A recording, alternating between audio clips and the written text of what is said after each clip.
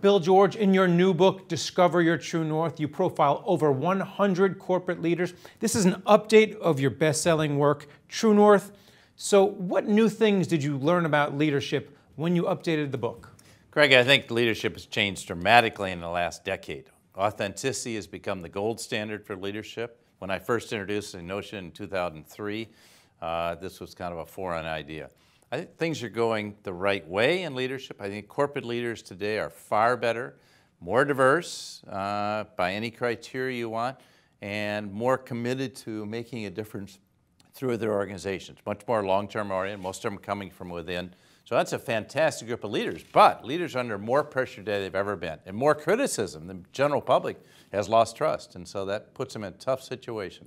Let's speak about the diversity of leadership, because you profile some international CEOs in this particular volume, including Jack Ma.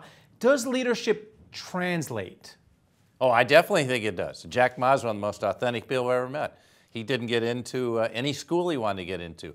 He was rejected at every job. He's just a fantastic guy. So how does it translate from a foreign culture, though? Will American workers follow someone like Jack Ma, who may have different values or different outlook? Oh, I don't think he has different values. He may have a different outlook. He's looking for the long term. He wants to do entrepreneurship. He brought in a top-flight American colleague of mine at Goldman Sachs, Mike Evans, to be his head of international and president of the company. So he's creating a very diverse team. Made a new CEO who's only 41 years old, getting into the millennial generation. Well, let's speak about another Goldman Sachs guy, Rajat Gupta, who I think was on the board of Goldman Sachs, and he had problems with insider trading after being the CEO of McKinsey. You talk about him in the book, as well as Dick Fuld, former CEO of Lehman Brothers, and Lance Armstrong. Can you talk about the downside when leaders fail? Rajat's a great tragedy. He was a great leader, a wonderful leader at McKinsey, a guy that came up from nothing, orphaned as a child.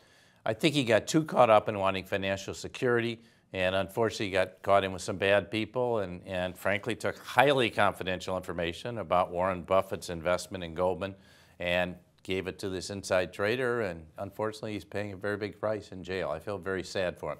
Dick Fuld's a different story. Dick didn't listen to anyone around him, not his subordinates, not his board members. Hank Paulson, who's a friend of mine, Secretary of the Treasury, called him over 40 times and advised him, Dick, you gotta mark down your capital. It's not happening. You need more liquidity. He just refused to listen. Well, Dick Fuld back in 1998 fought off the foreign currency crisis successfully.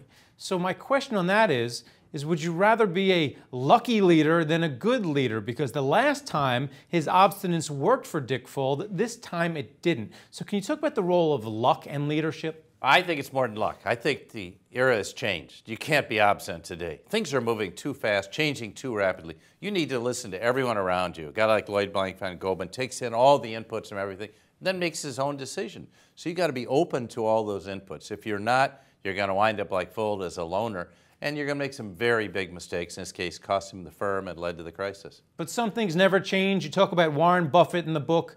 Why don't you tell me some of the things that make Warren Buffett's leadership style special, because he's a pretty hands-off leader.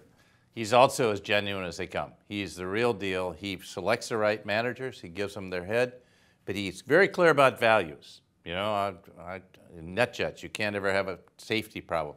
Very clear about high integrity, and so he tends not to tolerate. He had a problem with David Sokol, who had actually used inside information in Lubrizol, and he forced him out. And I asked him once, I said, Warren, we were having dinner together, I said, does that destroy your trust in people? He said, Bill, I trust people. He let me down. I missed it. But that doesn't mean I shouldn't trust other people. Now, you also profile Howard Schultz in the book, Yeah. who people say was flirting with the presidential run. But I don't want to talk about Howard Schultz right now. I want to talk about the people who are making that presidential run. Of all the candidates you see stumping right now, which one do you think is the best leader according to the principles you describe in Discover Your True North? That's a tough call, because being president of the United States is a very different job than being a leader in business, and I haven't really studied political leaders. But having said that, I think Jeb Bush is very down to earth, very real, very authentic. Hillary is trying to be, and she's got some issues right now, but she's trying very hard to be. So I think those are two I would call out as real strong leaders. Being a political leader is very different than running an organization, though, I would say, a corporation. Does age matter? Because people are looking at Marco Rubio, and clearly Barack Obama was a young man before he ascended to the presidential title. How much does age matter? People can follow a young guy, right? Yes, and I think we ought to open the door to millennials to do all kinds of things now. I think we're ready to do that. But as far as being president of the United States, I think experience matters.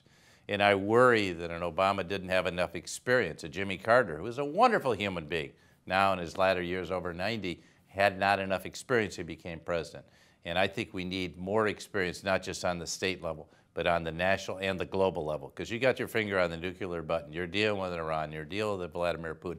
You need to have the wisdom and maturity. So if you don't have it yourself, you better surround yourself with advisors that really have it, that have been around that track many times. The wisdom to find your true north. Thanks a lot, Bill. Thank you very much, Greg. And thank you for watching The Street.